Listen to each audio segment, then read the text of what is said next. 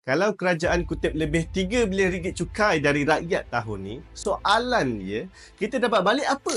Bayangkan satu hari nanti kau terpaksa cakap dekat anak kau, maaf dik, tahun ni tak dapat hantar tuition sebab cikgu naikkan harga. Dia kata SST naik. Kau tak marah ke cikgu tu? Sebab kau faham, bukan dia tamak. Lepas 1 Julai 2025, pusat tuition macam tu, kalau hasil diorang lebih RM500,000 setahun, akan dikenakan cukai SST sebanyak 8%. Bukan tuition je, kedai jahit mak kau, servis arkitek, pusat terapi, sampai barang dapur import pun. Semua bakal dikenakan SST antara 5% ke 10%. Kerajaan kata inilah cara nak tambah hasil negara. Sebab sekarang kita tengah defisit. Tahun lepas, kita belanja lebih 5% daripada KDNK dan hasil cukai kita cuma 11.8% daripada saiz ekonomi. Singapura kutip 13.2%, Thailand 16.5%, Vietnam sampai ke 20%. So logiknya kerajaan tak nak naikkan GST. Jadi dia perluaskan SST. Masuk sektor baru, sewa komersial, healthcare swasta untuk warga asing, servis kecantikan, sekolah swasta elit,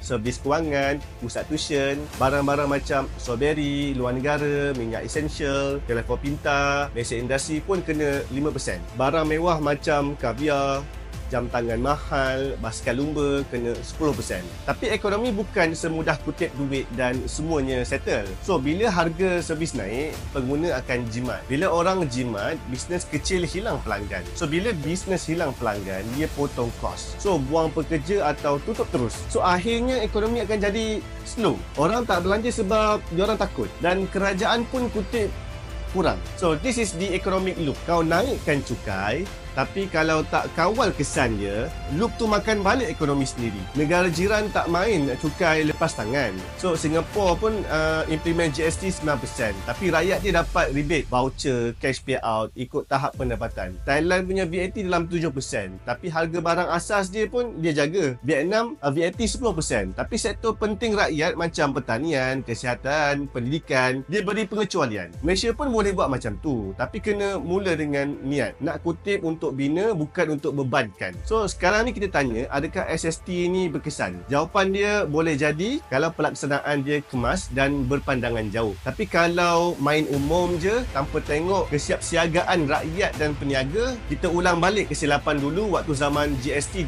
ditukarkan kepada SST tahun 2018. Ingat lagi tak masa tu, harga naik, rakyat marah, tapi semua blur. Tak tahu cukai tu kat mana sebab tak telus. So, nak nilai SST ni berkesan atau tidak, kita kena tanya 3 benda. Satu, duit yang dikutip itu turun tak semula kepada rakyat.